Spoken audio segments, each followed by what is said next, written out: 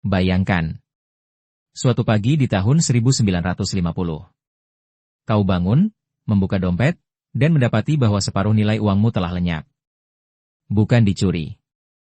Bukan dirampok.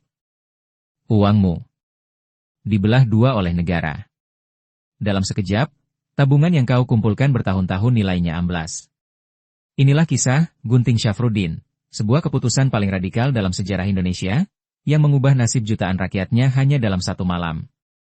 Setelah proklamasi, Indonesia adalah negara bayi yang sedang sakit parah.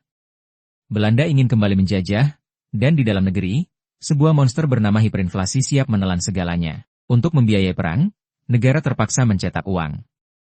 Akibatnya, 3 jenis mata uang beredar bersamaan, menciptakan kekacauan total. Uang menjadi tak lebih berharga dari kertas pembungkus. Di pasar, kepercayaan luntur, bahkan sistem barter mulai hidup kembali. Republik ini sekarat secara ekonomi. Saat Belanda akhirnya mengakui kedaulatan Indonesia, para pemimpin bangsa dihadapkan pada sebuah kenyataan pahit. Negara harus diselamatkan. Di tengah badai ini, muncullah sang arsitek, Menteri Keuangan Syafruddin Prawiranegara. Ia dihadapkan pada pilihan yang mustahil, melakukan amputasi, atau membiarkan negara mati. Maka, lahirlah sebuah kebijakan yang akan mengguncang Republik. Sebuah terapi kejut. Pada tanggal 10 Maret 1950, sebuah maklumat disiarkan. Aturannya sederhana, namun brutal. Setiap uang kertas bernilai 5 gulden ke atas, harus secara fisik digunting menjadi 2. Sisi kiri, menjadi uang sah dengan nilai separuh. Sisi kanan, menjadi pinjaman paksa untuk negara, sebuah bukti bahwa rakyat ikut menanggung beban. Bisa kau bayangkan kepanikan yang terjadi di seluruh negeri, dari kota besar hingga desa terpencil, suara krek gunting menjadi musik latar malam itu. Tangan-tangan gemetar terpaksa membelah harta mereka sendiri. Ada amarah, ada kebingungan, ada rasa dikhianati oleh negara yang baru saja mereka perjuangkan dengan darah dan air mata. Namun anehnya, tak ada kerusuhan besar. Tak ada pemberontakan. Rakyat Indonesia, dengan kepatuhan yang getir, menerima takdirnya. Mungkin karena rasa nasionalisme yang masih membara.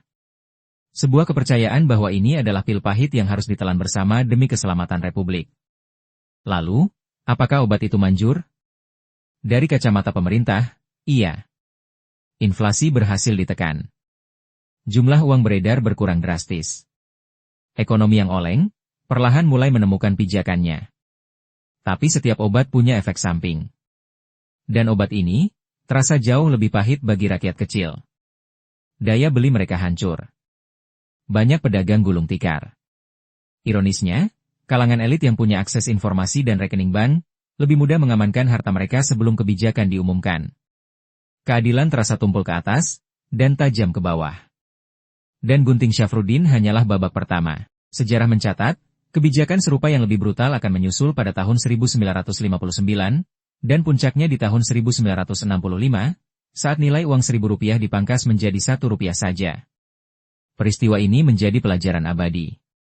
Bahwa dalam keadaan darurat, negara memang bisa mengambil langkah ekstrim. Tapi ia juga mengajarkan kita bahwa stabilitas bukan hanya soal angka dan rumus ekonomi. Ia adalah soal kepercayaan. Soal keberanian mengambil keputusan. Dan yang terpenting, soal siapa yang paling berat menanggung risikonya.